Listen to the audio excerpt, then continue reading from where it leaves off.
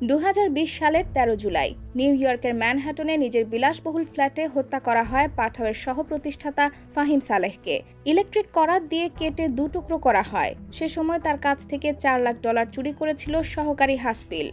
আর সেই ঘটনা যাতে প্রকাশ না পায় তাই বস ফাহিমকে হত্যা করে সে। বাংলাদেশি বংশোদ্ভূত ফাহিমকে হত্যার দায়ে তার ব্যক্তিগত সহকারী টাইরেস হাসপিলকে 40 বছরের কারাদণ্ড দেওয়া হয়েছে। মঙ্গলবার এক রায়ে তাকে এই সাজা দিয়েছে নিউ ইয়র্কের ম্যানহাটনের একটি আদালত। ম্যানহাটনের জেলা অ্যাটর্নির বরাতে ব্রিটিশ অনলাইন পত্রিকা দ্য ইন্ডিপেন্ডেন্ট এই খবর জানিয়েছে।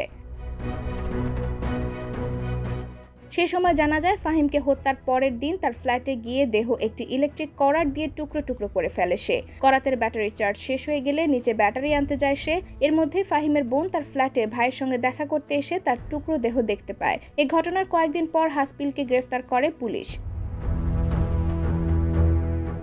ওই বছরের 13 অক্টোবর তার বিরুদ্ধে অভিযোগ গঠন করে বিচার শুরু হয়। প্রায় 4 বছরের শুনানির পর চলতি বছর হাসপিলকে দোষী সাব্যস্ত করেন ম্যানহাটন সুপ্রিম কোর্টের জুরি বোর্ড।